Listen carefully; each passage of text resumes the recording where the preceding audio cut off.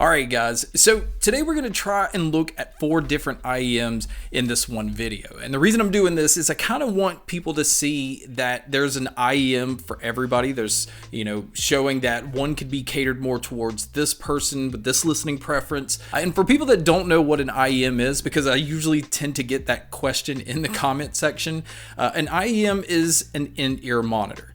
It is wired. It's normally used on stage. A lot of artists, you'll see the type of earbud or IEM that they're wearing. They have hooks that go over their ear and it helps keep it in place. And this is actually the way a lot of audiophiles like to listen to their music. So we're gonna go ahead and jump right into the first one, which is the Soft Ears Volume S. This one actually has surprised a lot of reviewers and audiophiles because of what you're getting for $319. So this is an IEM that is using 2 dynamic drivers. It is using a 10mm and a 6mm dynamic driver, and it also has 2 balanced armature drivers. So there's a lot of different drivers handling the lows, the mids, and the highs to try to keep everything separated. The best way to describe it is it's really controlled. Everything feels really nice and tightened up. It is not a sloppy sounding IEM. It keeps everything separated, and it just makes it where you can pick apart and hear a lot of different things in your music. And another thing that kind of makes this pair stand out is it actually on the outside of the IEM has this little hole, and they've included this tool that you use to put in there and you switch it between the impedance level that you want. There's 2 different modes. There's a 9 ohms and a 32 ohms. Now both of those are pretty low, so it's not one that I would say, like you necessarily need an amp to drive these. But the difference in the two is the lower impedance level I tend to get a little bit more bass out of. But the way you would use this is you would bump it up to the 32 ohms if you plan on using it with an amp, because you're going to get more amplification and more power to them.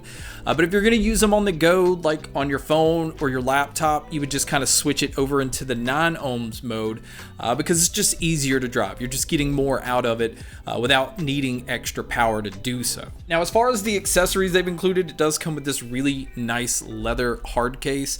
It also comes with this other case that's, I guess, made for keeping, both different style of ear tips they've included. Now, the cable that they've included, it is a 2-pin connection, which is basically like the most common when it comes to IEMs.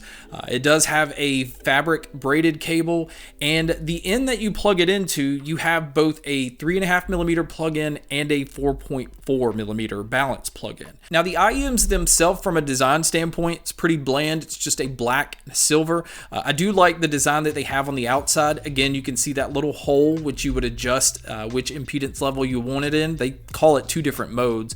The nozzles on these are not extremely long, so it's not one that's going to stick very far out of your ear when you have these in. So it's just a very comfortable IEM, and I think for the $319, I kind of see why a lot of people have highly praised the Soft Ears Volume S. So the next one we're going to check out, and I know that I'm going to say the name of these wrong, is the Zygot Arit or Arit.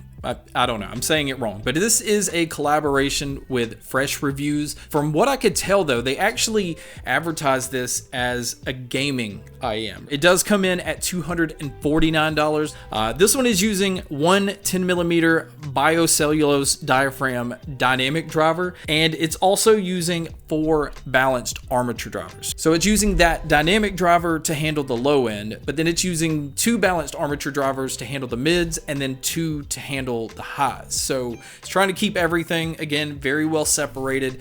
And this is another one that I feel like is pretty controlled. Now these do have more punch in the low end than the Volume S. Accessory wise, it comes with a nice pleather hard case. This one's more low profile, which I'm a huge fan of. You can see the Zygot branding on the outside. The cable they've included is a nice braided cable. The connector on this is a 3.5mm plug-in, so it's made for just standard use on anything.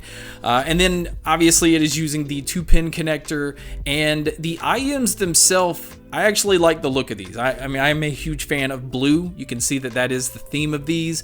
I have the silicone ear tip on here because that's what I prefer, but on top of including silicone ear tips, they've also included one pair of foam ear tips as well. But when it comes to the sound of these, I do think that you can kind of tell it is geared a little bit more towards gaming. Again, the boosted low end kind of makes you feel explosions a little bit more. Don't expect it to be overly boomy though. This is not like a bass heavy IEM.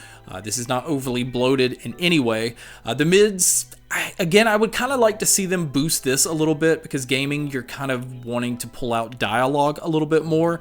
It doesn't get buried. It's just kind of even with the rest of the mix. So it's not more up front, which is what a lot of gaming headphones and headsets are usually geared towards. And then the treble on these are actually nice and clean. They're really not harsh, but it is pretty bright.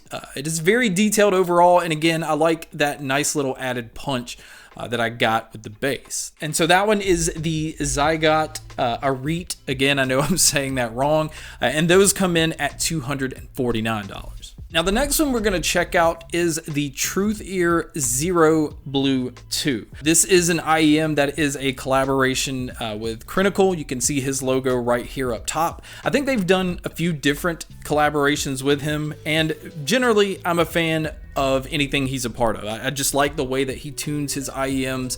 I think we have a similar taste because he is somebody that does like bass. And as far as accessories in here, comes with a very low profile case. This one kind of snaps. I do like this. It's a little more flimsy. It's not one of those hard cases, easier to throw this in bags. You can see that the cable on here again is using that 2-pin connection. This cable actually feels pretty nice. This one's better than the Zygot Arit that we just looked at.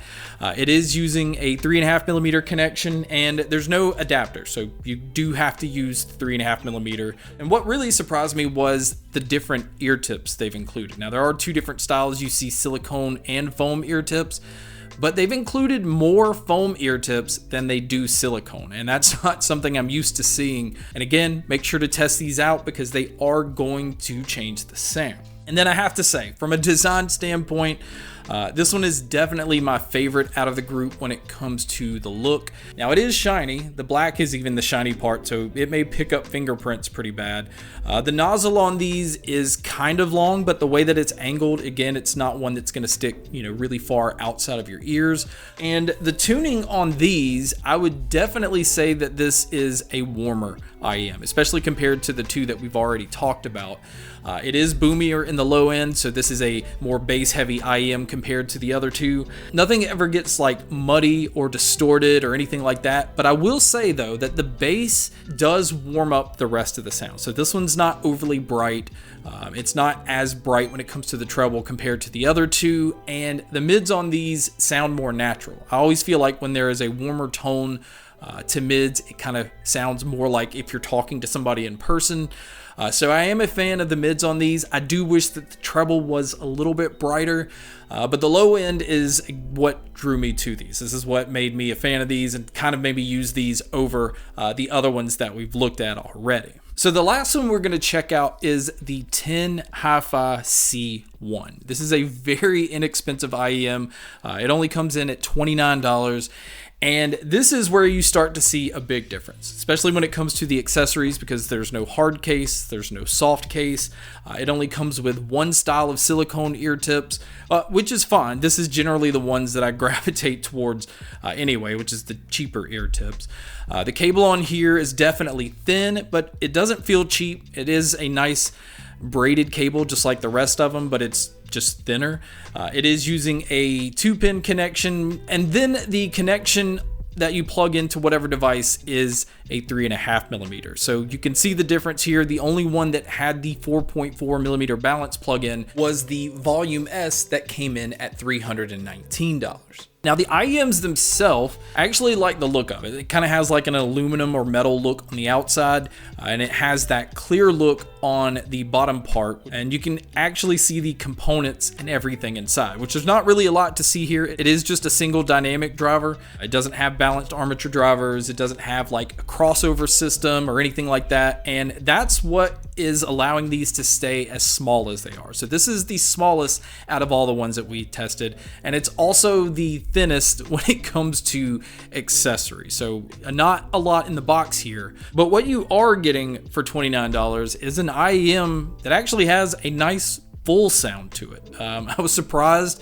about how much bass these had. Again, you can kind of look, the more expensive pair that we had was the tighter sounding pair, and then the lower that we got in the price, they let the bass kind of be not sloppy, but it starts to affect everything else. So again, it makes it have a full sound. It's pretty punchy, it's pretty dynamic overall, but I wouldn't say that it's overly bright. I wouldn't say that it's overly detailed like it is with the Volume S, but it's still, for $29, I think these are really offering a lot. It's just not going to be as refined as the other ones that we've checked out prior. But guys, that wraps up my video on covering 4 different IEMs. It just shows that like you don't have to spend a lot of money, but do kind of curb your expectations depending on how much you spend on an IEM. Although I am a firm believer that you do not have to spend a lot of money to get really good audio. So that's why I like to cover a different range of products.